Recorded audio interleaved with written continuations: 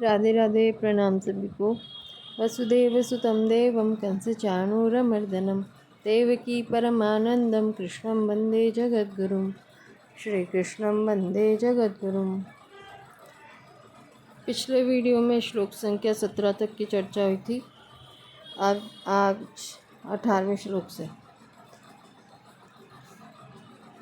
तात्कालिक गुणों के बढ़ने पर मरने वाले की गति का वर्णन तो 14वें-15वें श्लोकों में कर दिया, परंतु जिनके जीवन में सत्वगुण, रजोगुण अथवा तमोगुण की प्रधानता रहती है, उनकी क्या गति होती है, इसका वर्णन आगे के श्लोक में करते हैं। ऊर्ध्वं गच्छन्ति सत्त्वस्था मध्ये तिष्ठन्ति राजसा जगन्यगुणवृत्तिस्था अधो गच्छन्ति तामसा। सत्वगुण में स्थित मनुष्य ऊर्ध्व लोकों में जाते हैं, रजोगुण में स्थित मनुष्य मृत्यु लोक में जन्म लेते हैं और निंदनीय तमोगुण की वृत्ति में स्थित तामस मनुष्य अधोगति में जाते हैं। व्याख्या। ऊर्ध्वं गच्छन्ति सत्त्वस्था, जिनके जीवन में सत्वगुण की प्रधानता रही है और उसके कारण जिन्होंने भोगों से संयम किया है, तीर्थ व्रत दान आदि शुभ कर्म किए हैं, दूसरों के सुख आराम के लिए प्याऊ अन्न क्षेत्र आदि चलाए हैं, सड़कें बनवाई हैं, पशु पक्षियों की सुख सुविधा के लिए पेड़ पौधे लगाए हैं, गौशालाएं बनवाई है, उन मनुष्यों को यहाँ सत्वस्था कहा गया है। जब सत्वगुण की प्रधानता में ही ऐसे मनुष्यों का शरीर छूट जाता है, तब वे सत्वगुण का संग होने से, सत्वगुण में आसक्ति होने से स्वर्गादि ऊंचे लोकों में चले जाते हैं। उन लोकों का वर्णन इसी अध्याय के 14वें श्लोक में उत्तम विदाम अमलान लोकान पदों से किया गया है। ऊर्ध्व लोकों में जाने वाले मनुष्यों को तेजस तत्व प्रधान शरीर की प्राप्ति होती है। मध्य तिष्ठन्ति राजसा, जिन मनुष्यों के जीवन में रजोगुण की प्रधानता होती है और उसके कारण जो शास्त्र की मर्यादा में रहते हुए ही संग्रह करना और भोग भोगना, ऐश आराम करना, पदार्थों में ममता आसक्ति रखना आदि में लगे रहते हैं, उनको यहाँ राजसा कहा गया है। अब रजोगुण की प्रधानता में ही अर्थात रजोगुण के कार्यों के चिंतन में ही ऐसे मनुष्यों का शरीर छूट जाता है, तब वे पुनः इस मृत्युलोक में ही जन्म लेते हैं। यहाँ उनकी पृथ्वी तत्व प्रधान मनुष्य शरीर की प्राप्ति होती है। यहाँ तिष्ठन्ति पद देने का तात्पर्य है कि वे राजस मनुष्य अभी जैसे इस मृत्युलोक में हैं, मरने के बाद वे पुनः मृत्युलोक में आकर ऐसे ही बन जाते हैं, अर्थात जैसे पहले थे वैसे ही बन जाते हैं। वे अशुद्ध आचरण नहीं करते, शास्त्र की मर्यादा भंग नहीं करते, प्रत्युत शास्त्र की मर्यादा में ही रहते हैं और शुद्ध आचरण करते हैं, परंतु पदार्थों, व्यक्तियों आदि में राग आसक्ति ममता रहने के कारण वे पुनः मृत्युलोक में ही जन्म लेते हैं। जगन्य गुणवृत्तिस्था अधो गच्छन्ति तामसा, जिन मनुष्यों के जीवन में तमोगुण की प्रधानता रहती है और उसके कारण जिन्होंने प्रमाद आदि के वश में होकर निरर्थक पैसा और समय बर्बाद किया है, जो आलस्य तथा नींद में ही पड़े रहे हैं, आवश्यक कार्यों को भी जिन्होंने समय पर नहीं किया है, जो दूसरों का अहित ही सोचते आए हैं, जिन्होंने दूसरों का अहित किया है, दूसरों को दुख दिया है, जिन्होंने झूठ कपट चोरी डकैती आदि निंदनीय कर्म किए हैं, ऐसे मनुष्यों को यहाँ जगन्य गुणवृत्तिस्था कहा गया है। जब तमोगुण की प्रधानता में ही अर्थात तमोगुण के कार्यों के चिंतन में ही ऐसे मनुष्य मर जाते हैं, तब वे अधोगति में चले जाते हैं। अधोगति के ही भेद दो हैं, योनि विशेष और स्थान विशेष। पशु पक्षी कीट पतंग सांप बिच्छू भूत प्रेत आदि योनि विशेष अधोगति है, और वैतरणी असीपत्र लाला भक्ष कुंभिपाक रौरव महारौरव आदि नरक के कुंड स्थान विशेष अधोगति है। जिनके जीवन में सत्वगुण अथवा रजोगुण रहते हुए भी अंत समय में तात्कालिक तमोगुण बढ़ जाता है, वे मनुष्य मरने के बाद योनि विशेष अधोगति में अर्थात मूढ़ योनियों में चले जाते हैं। जिनके जीवन में तमोगुण की प्रधानता रही है और उसी तमोगुण की प्रधानता में जिनका शरीर छूट जाता है, वे मनुष्य मरने के बाद स्थान विशेष अधोगति में अर्थात नरकों में चले जाते हैं। तात्पर्य यह हुआ कि सात्विक राजस अथवा तामस मनुष्य का अंतिम चिंतन और हो जाने से उनकी गति तो अंतिम चिंतन के अनुसार ही होगी, पर सुख दुख का भोग उनके कर्मों के अनुसार ही होगा। जैसे कर्म तो अच्छे हैं पर अंतिम चिंतन कुत्ते का हो गया, तो अंतिम चिंतन के अनुसार वह कुत्ता बन जाएगा, परंतु उस योनि में भी उसको कर्मों के अनुसार बहुत सुख आराम मिलेगा। कर्म तो बुरे हैं पर अंतिम चिंतन मनुष्य आदि का हो गया, तो अंतिम चिंतन के अनुसार वह मनुष्य बन जाएगा, परंतु उसको कर्मों के फल रूप में भयंकर परिस्थिति मिलेगी। उसके शरीर में रोग ही रोग रहेंगे। खाने के लिए अन्न, पीने के लिए जल और पहनने के लिए कपड़ा भी कठिनाई से मिलेगा। सात्विक गुणों को बढ़ाने के लिए साधक सत्शास्त्रों के पढ़ने में लगा रहे, खाना पीना भी सात्विक करे, राजस तामस खान पान न करे, सात्विक श्रेष्ठ मनुष्यों का ही संग करे, उन्हीं के सानिध्य में रहे, उनके कहे अनुसार साधन करे, शुद्ध पवित्र तीर्थ आदि स्थानों का सेवन करे, जहाँ कोलाहल होता हो ऐसे राजस स्थानों का, और जहाँ अंडा मांस मदिरा बिकती हो ऐसे तामस स्थानों का सेवन न करे। प्रातःकाल और सायंकाल का समय सात्विक माना जाता है, अतः इस सात्विक समय का विशेषता से सदुपयोग करे, अर्थात इसे भजन ध्यान आदि में लगाए। शास्त्र वेद शुभ कर्म ही करे, निषिद्ध कर्म कभी न करे, राजस तामस कर्म कभी न करे।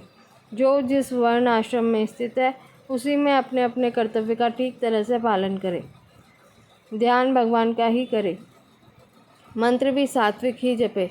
इस प्रकार सब कुछ सात्विक करने से पुराने संस्कार मिट जाते हैं और सात्विक संस्कार बढ़ जाते हैं। श्रीमद् भागवत में गुणों को बढ़ाने वाले 10 हेतु बताए गए हैं। आगमोपमा प्रजादेश कालः कर्म च जन्म च ध्यानम मंत्रो अथ संस्कारो दशेते गुण हेतव। शास्त्र, जल, प्रजा, स्थान, समय, कर्म, जन्म, ध्यान, मंत्र और संस्कार, ये 10 वस्तुएं यदि सात्विक हो तो सत्वगुण की, राजसी हो तो रजोगुण की, तामसी हो तो तमोगुण की वृद्धि करती है। विशेष बात, अंत समय में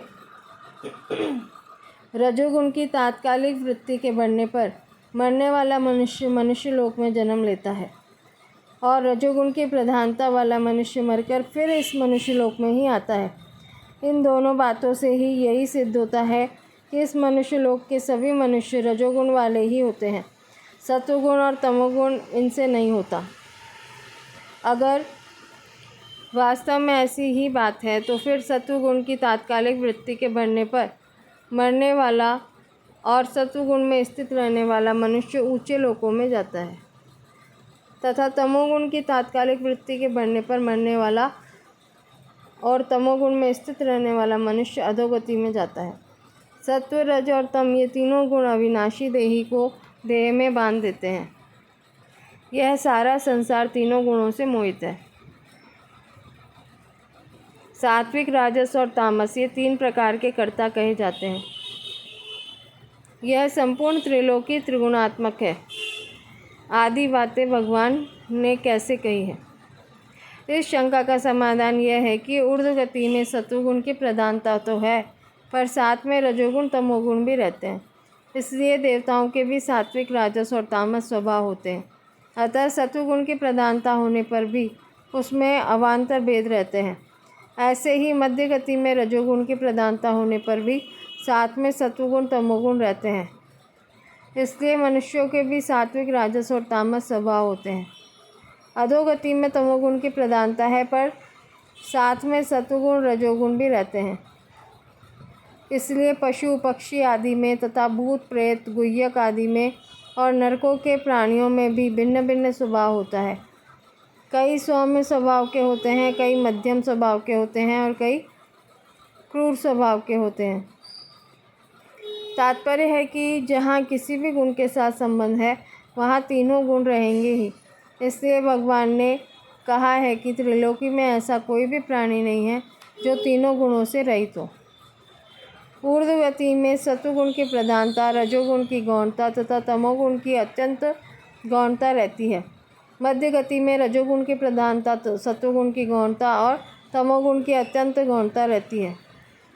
अधोगति में तमोगुण की प्रधानता, रजोगुण की गौणता और सत्वगुण की अत्यंत गौणता रहती है। तात्पर्य है कि सत्व, रज और तम तीनों गुणों की प्रधानता वालों में भी अधिक, मध्यम और कनिष्ठ मात्रा में प्रत्येक गुण रहता है। इस तरह गुणों के सैकड़ों, हजारों सूक्ष्म भेद हो जाते हैं। अतः गुणों के तारतम्य से प्रत्येक प्राणी का अलग अलग स्वभाव होता है।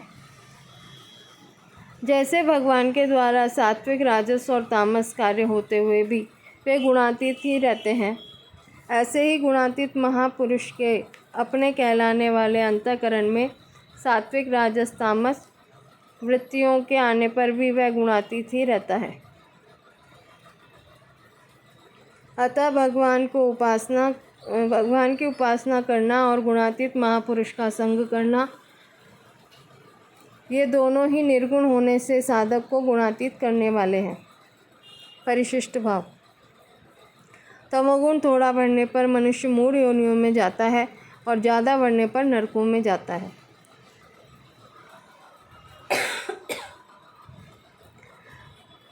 पाँचवें से 18वें श्लोक तक प्रकृति के कार्य गुणों का परिचय देकर अब आगे के 2 श्लोकों में स्वयं को तीनों गुणों से अतीत अनुभव करने का वर्णन करते हैं। नान्यम गुणेभ्य कर्तारं यदा दृष्टानुपश्यति, गुणेभ्यश्च परं वेत्ति मद्भावं सोऽधिगच्छति। जब विवेकी, विचार कुशल मनुष्य तीनों गुणों के सिवाय अन्य किसी को कर्ता नहीं देखता और अपने को गुणों से पर अनुभव करता है, तब वह मेरे सत्स्वरूप को प्राप्त हो जाता है। व्याख्या। नान्यम गुणेभ्य मद्भावं सोऽधिगच्छति। गुणों के सिवाय अन्य कोई कर्ता है ही नहीं, अर्थात संपूर्ण क्रियाएं गुणों से ही हो रही हैं। संपूर्ण परिवर्तन गुणों में ही हो रहा है। तात्पर्य है कि संपूर्ण क्रियाओं और परिवर्तनों में गुण ही कारण है और कोई कारण नहीं है। वे गुण जिससे प्रकाशित होते हैं वह तत्व गुणों से पर है। गुणों से पर होने से वह कभी गुणों से लिप्त नहीं होता, अर्थात गुणों और क्रियाओं का उस पर कोई असर नहीं पड़ता। ऐसे उस तत्व को जो विचार कुशल साधक जान लेता है, अर्थात विवेक के द्वारा अपने आप को गुणों से पर असंबद्ध, निर्लिप्त अनुभव कर लेता है कि गुणों के साथ अपना संबंध न कभी हुआ है, न होगा और न ही हो सकता है। कारण कि गुण परिवर्तनशील है और स्वयं में कभी परिवर्तन होता ही नहीं, वह फिर मेरे भाव को, मेरे स्वरूप को प्राप्त हो जाता है। तात्पर्य है कि वह जो भूल से गुणों के साथ अपना संबंध मानता था, वह मान्यता मिट जाती है और मेरे साथ उसका जो स्वतः सिद्ध संबंध है वह जो का त्यों रह जाता है। परिशिष्ट भाव। गुणेभ्यश्च परं वेत्ति। इसका तात्पर्य है कि जिससे गुण प्रकाशित होते हैं उस प्रकाश में अपनी स्थिति का अनुभव करना। मद्भावं सोऽधिगच्छति पदों का अर्थ है कि वह मेरे भाव को, अर्थात ब्रह्म को प्राप्त हो जाता है। इसी बात को दूसरे श्लोक में मम साधर्म्यम आगता पदों से कहा गया है। विवेकी साधक गुणों के सिवाय अन्य किसी को कर्ता नहीं देखता और अपने को गुणों से, अर्थात क्रिया और पदार्थ से असंग अनुभव करता है। क्रिया और पदार्थ से असंग अनुभव करने पर वह योगारूढ़ हो जाता है। यदा हीनेन्द्रियार्थेषु। योगारूढ़ होने से शांति की प्राप्ति होती है और उस शांति में न अटकने से परमात्मा की प्राप्ति होती है। गुणानेतान तृतीयतिन देहि देह समुद्भवान जन्म मृत्युर्जरा दुःखै विमुक्तो मृतमश्नुते। देहधारी विवेकी मनुष्य देह को उत्पन्न करने वाले इन तीनों गुणों का अतिक्रमण करके जन्म, मृत्यु और वृद्धावस्था रूप दुखों से रहित हुआ अमरता का अनुभव करता है। व्याख्या। व्याख्या गुणानेतान तृतीयतेन देही देह समुद्भवा। यद्यपि विचार कुशल मनुष्य का देह के साथ संबंध नहीं होता, तथापि लोगों की दृष्टि में देह वाला होने से उसको यहाँ देही कहा गया है। देह को उत्पन्न करने वाले गुण ही हैं। जिस गुण के साथ मनुष्य अपना संबंध मान लेता है, उसके अनुसार उसको ऊंच नीच योनियों में जन्म लेना ही पड़ता है। अभी इसी अध्याय के 5वें श्लोक से 18वें श्लोक तक जिनका वर्णन हुआ है, उन्हीं तीनों गुणों के लिए यहाँ एतान त्रीन गुणान पद आए हैं। विचार कुशल मनुष्य इन तीनों गुणों का अतिक्रमण कर जाता है, अर्थात इनके साथ अपना संबंध नहीं मानता, इनके साथ माने हुए संबंध का त्याग कर देता है। कारण कि उसको यह स्पष्ट विवेक हो जाता है कि सभी गुण परिवर्तनशील हैं,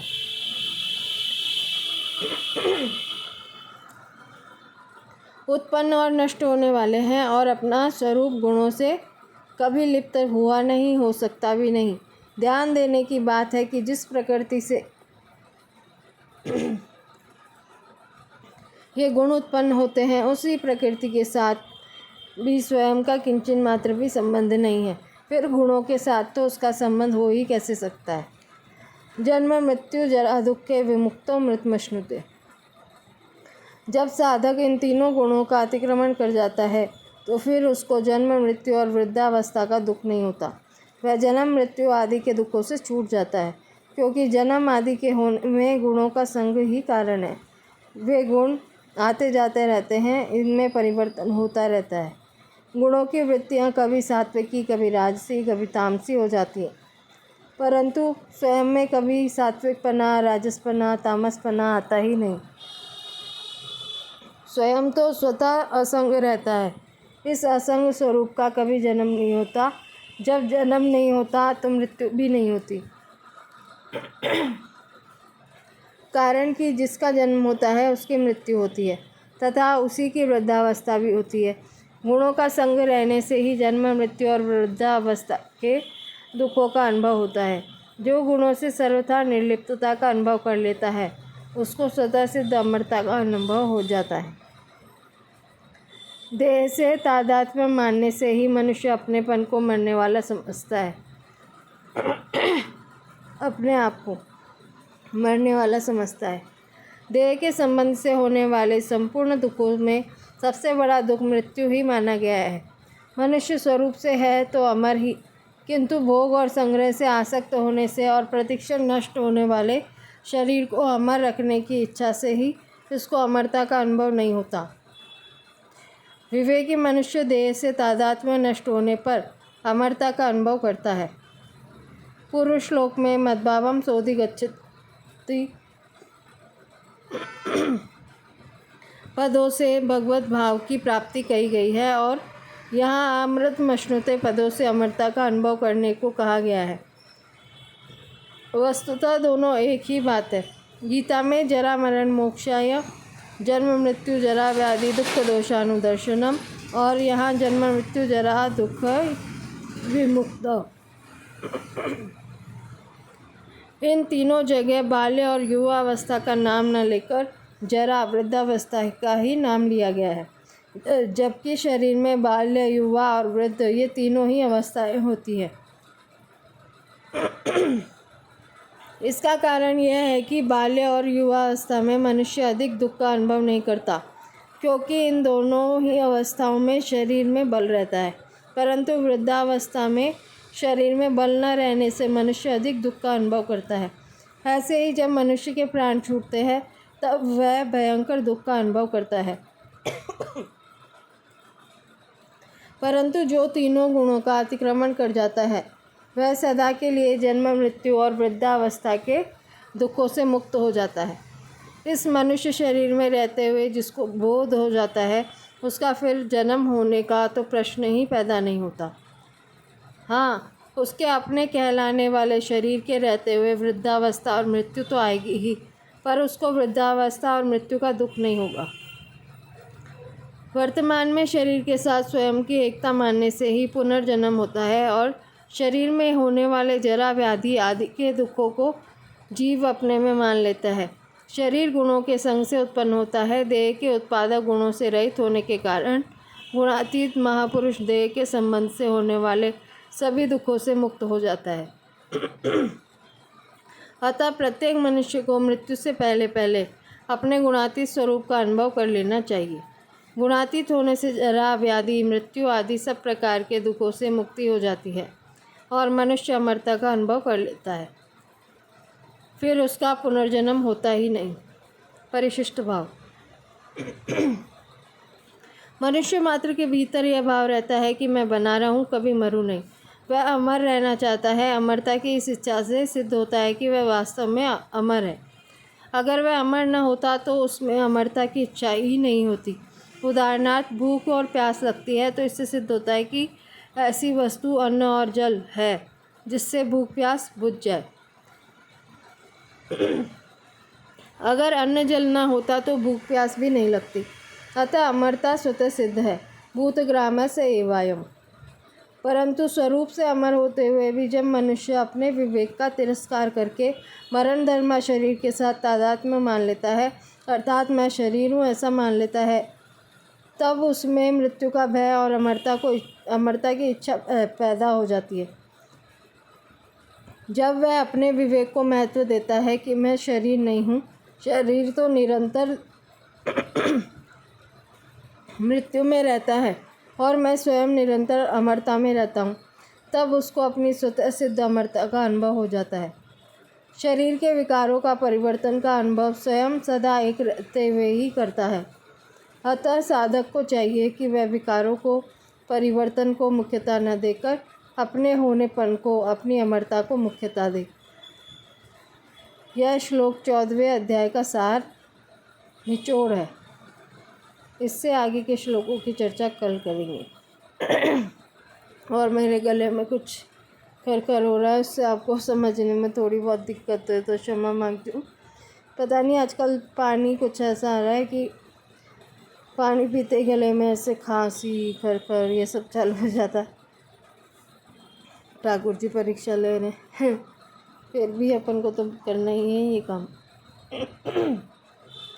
इससे अच्छी सेवा क्या होगी जो संतों के ग्रंथ अपन को सुनने को मिल रहे हैं।